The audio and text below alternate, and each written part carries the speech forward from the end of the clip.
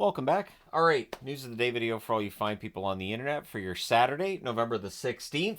A lot of injury news to discuss today, so let's go ahead and jump in. We'll start at the top with the Carolina Hurricanes. Freddie Anderson. So first, yesterday, Rod Brind'Amour saying that it's going to be longer than expected, that Anderson's going to be out, and then today letting it be known that he could need surgery. Now, with Kochetkov also not being available for tonight's game, Martin gets the start, and Parrots has been called up from the AHL. So for Carolina, their depth in net is definitely being tested right now.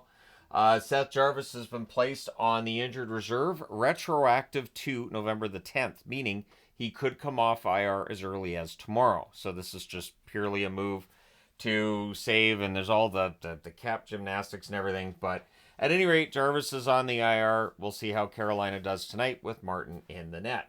Matt Dumba has been a healthy scratch for the Dallas Stars recently, but he has worked his way back into the lineup for tonight. Dumba's still an interesting pickup by Dallas. I didn't really have an opinion one way or the other. I thought it was just an interesting pickup because he didn't have a great year last year. And so him being a healthy scratch of points this year doesn't necessarily surprise me. We'll see how he does tonight if he gets his game going and how things work for the Stars. Philippe Myers has been sent to the AHL by the Toronto Maple Leafs on a conditioning loan. Also with the Toronto Maple Leafs, Yanni Hakanpää saying that his knee felt a lot better than he expected it to coming out of that first game back. So it sounds like he's doing pretty well, and Myers getting sent down to the AHL would be because he needs to get some time out there. He needs to play. That is definitely a storyline with players during the regular season. There are guys who end up being healthy scratches for a while, and they need to play. You can't just have them sitting watching games. Robbie Fabbri is going to be out 6 to 8 weeks for the Anaheim Ducks. He had meniscus surgery yesterday, or after he had meniscus surgery. So 6 to 8 weeks.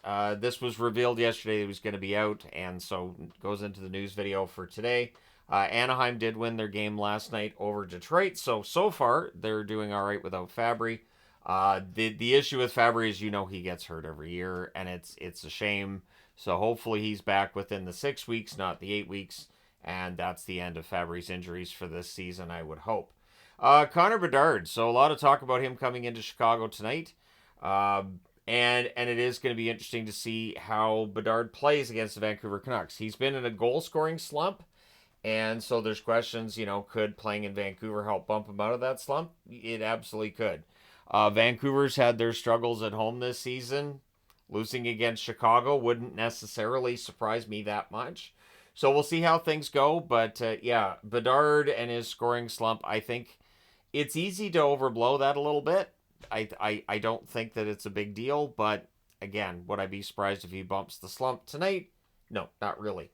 So Philadelphia, I thought this was interesting.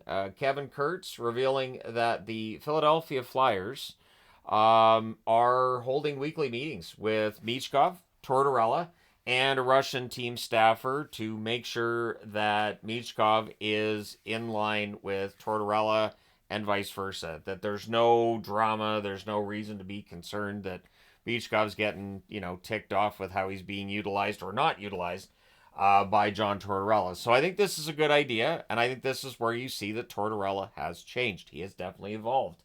As a coach, and just the way he approaches players has definitely changed over the years, and this is how you keep yourself in the NHL for an extended period as a coach, is by, changing how you do things and being willing to listen and being able to admit that, the style of coaching you used 20 years ago probably isn't going to work now, right? So, yeah, I think this is a good idea. I don't think it hurts for other teams to do it. I think like last year we saw Anaheim with load management with Leo Carlsson. I think that doing that, and then with like Shane Wright with Seattle, they, gave him time in the AHL and played around with where he was playing in order to try to maximize his ability to learn and get up to the NHL level. So teams are doing different things with young players right now, and I think that's great. I think different approaches make sense because players aren't exactly cookie cutter, and they don't all respond the same to the same style of coaching or training.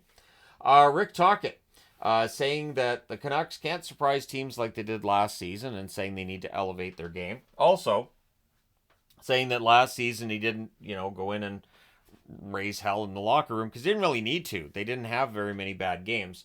I would also point out that last year they had some good luck on their side in that PDO was really high, so the shooting percentage and save percentages were both really high the first half of last season. So there was definitely some good fortune there on top of some hard work.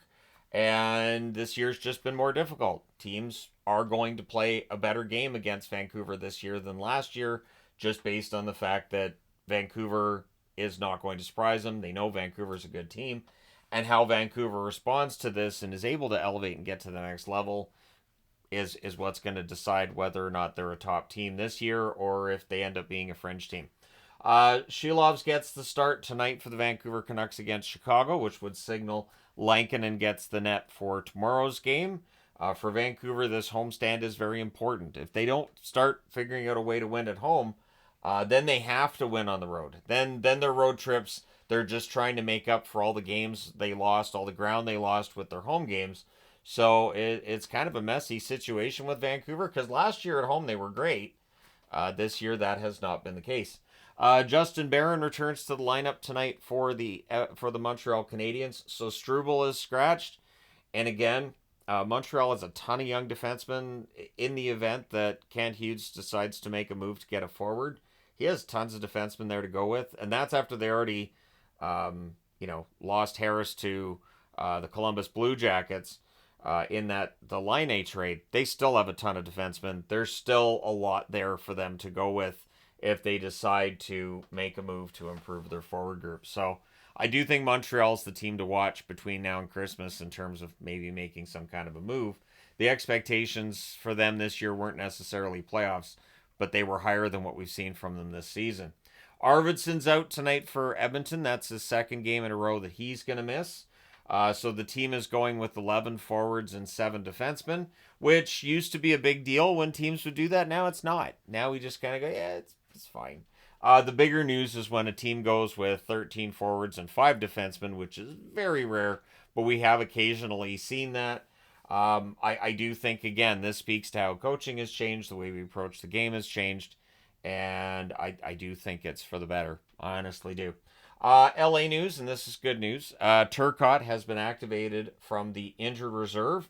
So Lee has been sent down to the AHL. Lee was around the net. He's going to get his first NHL goal. I would think the next time he gets called up, we'll see that first NHL goal pretty quickly afterwards. The LA Kings, of course, looking for a little bit more oomph from their offense, and maybe Turcotte can help them with that. But we'll see what happens with their game. They're playing tonight too, right? I keep wanting to look for the preview board, which is normally right there, but it's not there right now. It's fine. It's fine. It's Kings and Wings. So at any rate, let me know your thoughts in the comment section below as always. Don't forget to hit like and subscribe in the event you may not have done so already. The Entertainment Guy channel, huge boost last night. I did do a review of how I felt, or at least I gave my honest opinion about how I felt about the Jake Paul Mike Tyson fight last night. The video's doing extremely well, so if you want to go over to the Entertainment Guy and check that out, by all means do so. But yeah, thank you guys so much for all your support.